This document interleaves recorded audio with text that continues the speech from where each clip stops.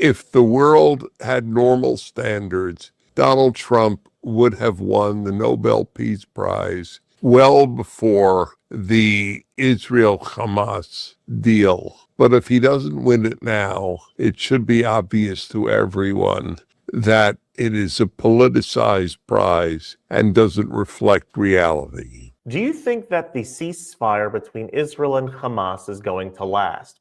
Check out this clip over here with Dennis Prager, who unfortunately right now is having some health struggles. So it's an audio clip, but listen to his response to how he reacted to President Trump's Middle East peace agreement and what he foretells the future might look like. So we'll listen to this clip together, we'll watch it together, and then talk about it. But first, hit that subscribe button over there in the corner. We'd love to stay in touch. Check this out. Hi, everybody. Dennis Prager here. And I have been asked by a lot of people to offer some commentary on the return of the hostages to Israel. So here are some thoughts that I have on the issue.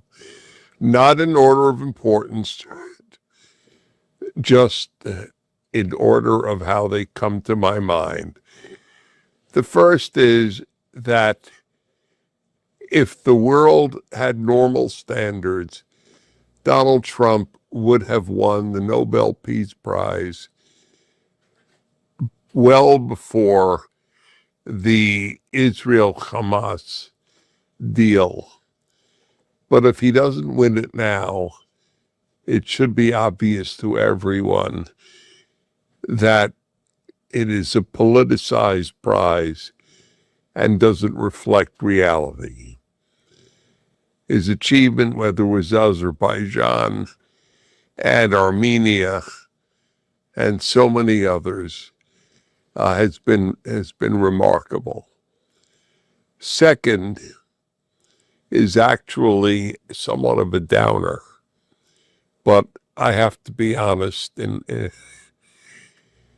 Israel has given 2,000 terrorists that were in Israeli prisons, 2,000 for what is it, 20 or so living Israelis. All this does is tell terrorists around the world, and especially terrorists who are attacking Israelis, that that this is a great way to get their people out of prison. And so there's no such thing as a long imprisonment for almost any Muslim terrorists.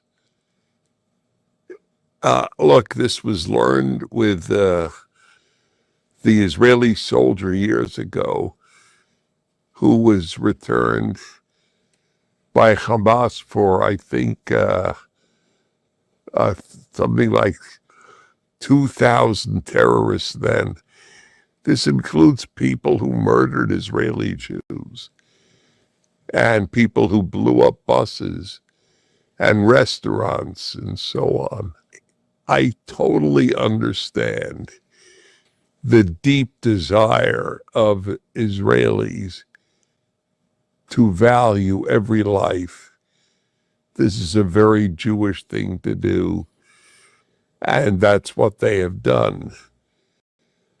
But it comes at a tremendous price, and the price is that they have taught their mortal enemies that they can get back the most heinous criminals just by taking an Israeli hostage. So there's no way to deny that fact. The third conclusion that I draw from this is also somewhat of a downer, if you will, and that is that Hamas has not been removed from power.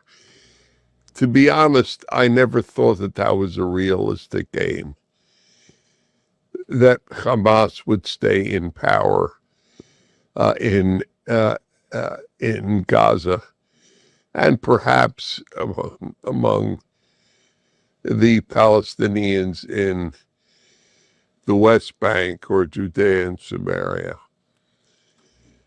That's the way it is. Hamas, it has not been destroyed. It has been weakened, but it has not been destroyed. Number four is the incredible parallel between Netanyahu and Trump. No matter what Trump achieves, those who hate him continue to hate him. But he has supervised the destruction of Hezbollah in Lebanon, the near destruction of the Houthis in Yemen, the overwhelming destruction of the nuclear plans and power in Iran, and the removal of the Syrian barbaric regime. He had all these fronts surrounding Israel and was able to extinguish nearly all of them. It's incredible. And, people forget because they came, one after the other. But for example, the blowing up of the pagers, if you want to read of an incredible achievement, read what Israel did to get those exploding pagers into the hands of Hezbollah leaders.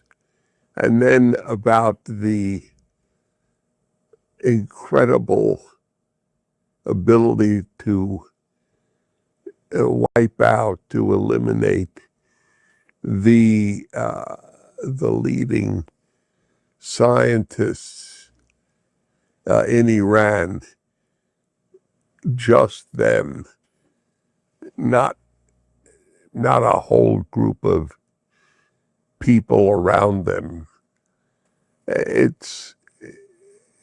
These are amazing achievements. At the same time, he has to answer for the vaunted abilities of the Israel Defense Forces, the IDF, and their inability to respond for hours to what was happening in southern Israel. I would like to know, frankly, why such a failure took place. Now, I was mentioning the parallels between Netanyahu and Trump. Trump, no matter what he has achieved, and it has been beyond belief, his haters continue to hate him, irrespective of what achievements he has attained. And likewise, they both have these domestic battles. Trump had his with all these phony indictments, and Netanyahu has all of these in Israel for alleged crimes I mean, I don't know the Netanyahu battles like I know the Trump battles, but if I'm not mistaken, one of them concerned receiving Cuban cigars. I mean, the man that saved Israel and extinguished so many of its enemies, and people are dwelling on his receipt, theoretically, illegally, of cigars. It's if that is accurate, it's a shame. People lose perspective. Perspective is one of the key elements in life. And so many people just lose it because they're overwhelmed by emotions, and their hatred is such that that's what matters, not an ability to see the achievements of these two men. And finally, this entire process should make it clear, in case it hasn't, of a society that is preoccupied with life and a society that venerates death, or as Douglas Murray calls it, a death cult. I saw on the internet, aside from what everybody saw, the celebration of death of both Palestinians and Jews on the part of Palestinians and Hamas, and the Israeli preoccupation, perhaps even over preoccupation, with the life of one Israeli. So that's clear. But in addition, the difference of celebrations. I saw a video of Palestinians ecstatically dancing and cheering the words, "We will kill all the Jews." That was their celebration, and the Israeli celebration, "We will save all the Jews." There wasn't a word about extinguishing Palestinians. That's the difference. As Hamas put it years ago, we love death as much as the Jews love life. They know the difference. It's the naive French, English, Americans, Australians who don't know that difference. But you and I should. Yes, that is the main difference between the two civilizations at war over here. One loves life and one loves death.